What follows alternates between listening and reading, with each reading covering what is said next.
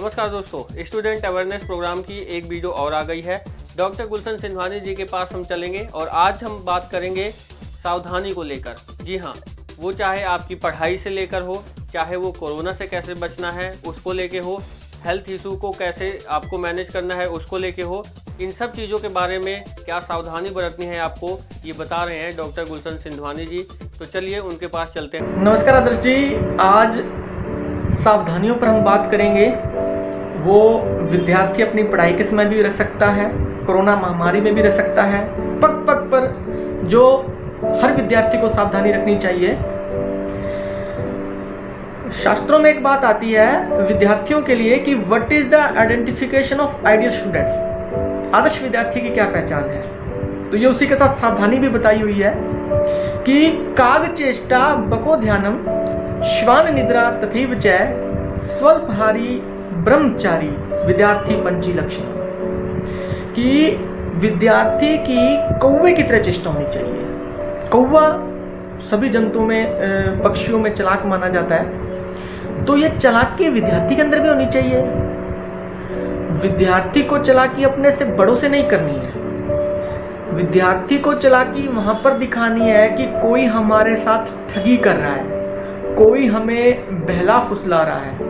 जैसे आजकल मामले बड़े ही संगीन होते जा रहे हैं, लड़का लड़की को फंसाने की कोशिश करता है और कई जगह पर यह भी देखा गया है कि लड़कियां निर्दोष लड़कों को फंसा रही हैं, उन पर आरोप लगा रहे हैं। तो कहने का मतलब है काग चेष्टा हर विद्यार्थी, चाहे वो लड़का है चाहे वो लड़की है, काग चेष्टा कौवे की तरह चेष्टा होनी चाहिए। किसी के जाल में नहीं फंसना है। आज तक नहीं सुना कि कौवे के ऊपर शिकारी ने अपना जाल बिछाया और कौवा शिकारी के जाल में फंस गया। तो ऐसे ही विद्यार्थी को कभी भी किसी के भी चक्कर में नहीं आना चाहिए, काग चेष्टा। दूसरा आता है बको ध्यान, बगुले की तरह ध्यान। बगुले की तरह ध्यान कैसा होता है कि बगुला क्या करता है कि जब नदी में अपने पांव ऐसे रखता है और ऐसे चलता है कि पानी की हिलचाल नहीं होती, पर उसके बगल में बैठी जो मछली होती है वो उसके मुंह में आ जाती है और मछली को पता भी नहीं चलता कि वो कब बगुले का आहार बन गई। तो कहने का मतलब ये हुआ कि विद्यार्थी का बगुले की तरह ध्यान होना चाहिए। बगुले की तरह ध्यान मतलब कि जब हम पढ़ाई करें तो वही बात फिर से रिपीट करता हूं कि हम भूल जाएं कि हमारे आसपास क्या चल रहा है। 5 सेंस ऑर्गन से हम केवल पढ़ाई करें। अगर हम खेल रहे हैं तो 5 सेंस ऑर्गन से केवल खेल करें।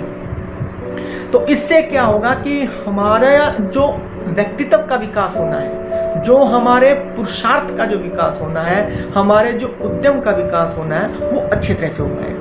तो पहला हुआ काग चेष्टा, कौवे की तरह चेष्टा होनी चाहिए। दूसरा बगुले की तरह हमारा ध्यान होना चाहिए विद्यार्थियों का। तीसरी बात आती है श्वान निद्रा, कुत्ते की तरह नींद। जैसे कुत्ता कभी भी निश्चिंत होकर नहीं सोता, ऐसे ही विद्यार्थियों को कभी निश्चिंत होकर नहीं सोना चाहिए। हमेशा सजग रहना चाहिए। एक अच्छी गहरी नींद बहुत जरूरी है, परंतु ये नहीं कि आप सोते ही रहें, सूर्योदय हो गया और फिर भी सोए रहे। क्योंकि एक बॉडी की एक प्रोसेस है कि 11 से 3 रात का जो समय होता है उस समय हमारा जो लीवर है वो डिटॉक्सिफिकेशन की प्रोसेस करता है। अगर उस समय हम सोएंगे तो लीवर अपना काम करेगा और अगर हम जाग रहे हैं तो लीवर को अपना काम करने में डिस्टर्बेंस होगी। तो आपकी बॉडी की डिटॉक्सिफिकेशन प्रोसेस नहीं होगी तो बॉडी में जो टॉक्सिक इकट्ठा हुआ है वो मल मूत्र के द्वारा बाहर नहीं निकलेगा, आपके स्टूल के द्वारा, यूरिन के द्वारा एग्जिट नहीं हो पाएगा, एक्सक्रीट नहीं हो पाएगा। तो इसलिए रात की नींद आपको बहुत जरूरी है। 11 से 3 तो ये आपको दृढ़ निश्चय करना है कि आपको नहीं जागना है। तो श्वान निद्रा तथैव च, और दिन में बहुत मिनिमम हो कि केवल 5-10 मिनट थोड़ी सी आंख बंद कर ली, रिलैक्स किया खाना खाने के बाद, पर उसके बाद आप फिर से पढ़ाई करने बैठ गए या फिर अपने किसी भी कार्य में आप अच्छी पुस्तकें पढ़ने में और अच्छी जो आपकी गुड हैबिट्स है उसमें आप अपने आप को लगाएं। श्वान निद्रा तथैव च। चौथी बात आती है स्वल्पहारी। स्वल्पहारी का मतलब होता है कि हम इतना खाएं कि हमारा पेट पर से ध्यान हट जाए। ये नहीं कि ज़्यादा खा लिया तो हो पेट दर्द कर रहा है, आज तो ज़्यादा खा लिया, कम खाया तो मन में बार बार याद आ रही है कि आज तो आधी रोटी खाई, आज तो एक रोटी खाई, भूख लगी हुई है, क्या खाएं क्या खाएं। तो स्वल्पाहारी, इतना खाएं कि भोजन पर से ध्यान हट जाए। और लास्ट बात आती है विद्यार्थी पंची लक्षणम। पांचवी कौन सी है? ब्रह्मचारी, संयमी, कि विद्यार्थी को के अंदर संयम का तेज होना चाहिए, ब्रह्मचर्य का तेज होना चाहिए। और वो विद्यार्थी मैं आपको पहले ही बता चुका हूँ। तो ये 5 बातें हैं विद्यार्थियों जिसको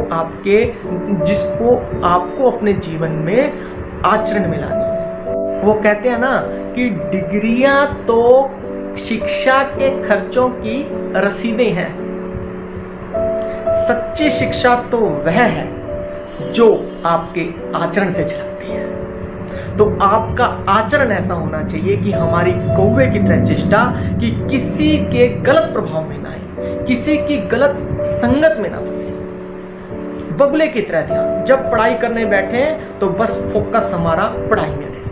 आज हम सावधानियों की चर्चा कर रहे हैं। तो ये विद्यार्थी 5 सावधानियां हैं कि किसी भी तरह से हमारा विद्यार्थी जीवन में ब्रह्मचर्य अखंड रहे, हमारी नींद कुत्ते की जैसी रहे, और हम भोजन इतना खाएं कि हमारा पेट पर से ध्यान हट जाए। दूसरी सावधानी क्या है विद्यार्थियों कि कोरोना महामारी में कुछ साइंटिस्टों का ये कहना है कि दूसरा फेज आएगा। कुछ एस्ट्रोलॉजर हैं, बड़े बड़े विद्वान, जिन्होंने कहा है कि वो भी यही कह रहे हैं कि दूसरा फेज आएगा। तो मेरा ये मानना है कि आपको घबराने की जरूरत नहीं है। आप जो प्रोसेस अब तक फॉलो करते रहे थे, जो मैंने आपको बताए, हल्दी की गांठ है, अदरक है, लहसुन है, आपकी जो भी बेसिक चीज़ें हैं उसको आप लेते रहें। शतावरी है, अश्वगंधा है, ओमकार का गुंजन है, आप मेडिटेशन करते रहें, प्राणायाम करते रहें, इनको स्वाभाविक करते रहें। सूर्यवेदी प्राणायाम आपको बताया था, वो भी करते रहें। पर सावधानी क्या रखनी है कि जैसे हम अनाज आधा किलो 1 किलो लेकर के आते हैं, तो अभी सितंबर तक का, अक्टूबर तक का 5-6 महीने का अनाज अपने पास रख लें, ताकि बार बार दुकानों पे ना जाना पड़े, क्योंकि ये चीज़ संपर्क से ज़्यादा बढ़ती है। तो हम अपने माता पिता को ये कह दें कि कुछ समय थोड़ा सा ऐसा चल रहा है, क्योंकि एस्ट्रोलॉजी ये कहती है कि 26 दिसंबर को पिछले साल जब ग्रहण आया तो उसके बाद इस महामारी ने अपना विस्तार दिखाया 3-4 महीने के अंदर अंदर। तो ऐसे ही विद्यार्थियों 21 जून को भी एक बहुत बड़ा सूर्य ग्रहण आने वाला है, और रविवार को उनके कारण थोड़ा सा उसके थोड़े से और मतलब ज़्यादा प्रभावी है ये ग्रहण। तो ये मेरे ख्याल से एस्ट्रोलॉजी का कहना है कि दूसरा फेज आएगा। तो हमें थोड़ी सावधानी यही रखनी है कि हम थोड़ा सा अनाज स्टोर कर लें, और जो भी है दाल चावल है, चीनी है, तेल है, इस प्रकार की हम चीज़ों को यूज करें। अच्छा, डॉक्टर अजीत दीक्षित जी ने एक बात बोली थी कि हम चीनी की बजाय खांड का उपयोग करें। दूसरा, रिफाइंड प्रोडक्ट कम से कम यूज करें। रिफाइंड ऑयल आता है, उसके बजाय हम सरसों के तेल का यूज करें, कच्ची घानी के तेल का यूज करें।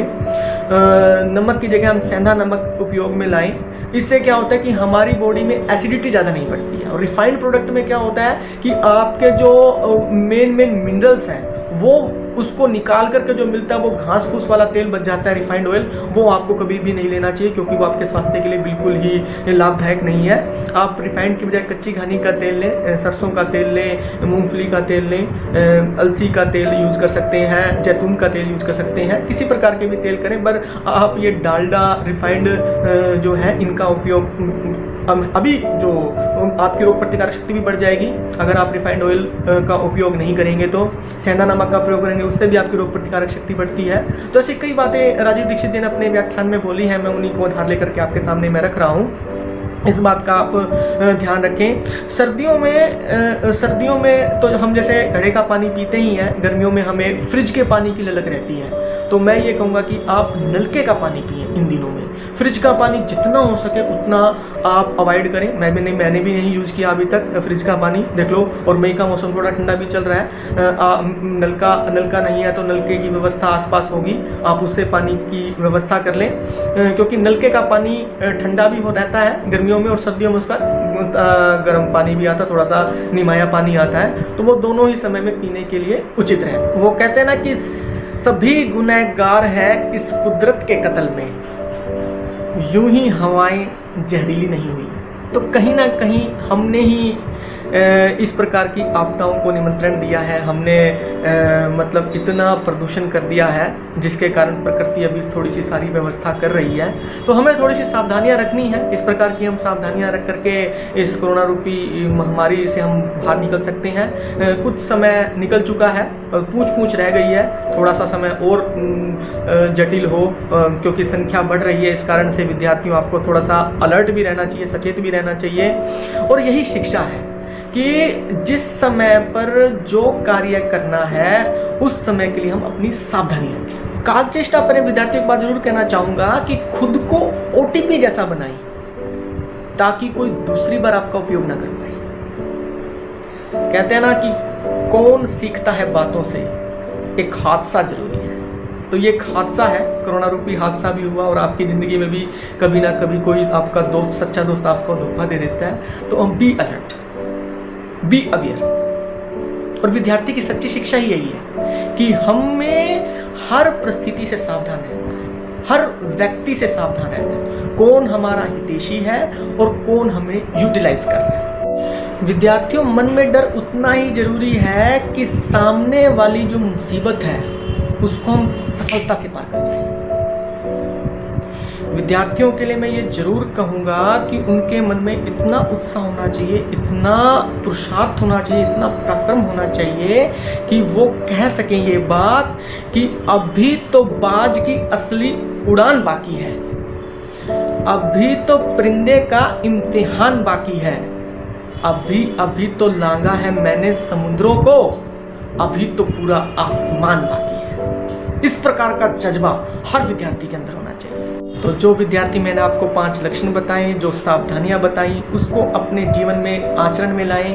क्योंकि स्वामी विवेकानंद जी ने एक बात बोली थी कि we want that education by which character is formed, जिससे हमारे चरित्र का निर्माण हो और वो चरित्र आपके आचरण में झलके, वही आदर्श विद्यार्थी की पहचान है। इसलिए डरना नहीं है, घबराना नहीं है, हमेशा मुस्कुराना है। जय हिंद, जय भारत, जय भारत। बहुत बहुत धन्यवाद डॉक्टर गुलशन सिन्हानी जी का। इस वीडियो में फिलहाल इतना ही। आपको कौन सा पार्ट सबसे अच्छा लगा वीडियो का, नीचे कमेंट में लिख के हमें जरूर बताना। जय हिंद, नमस्कार।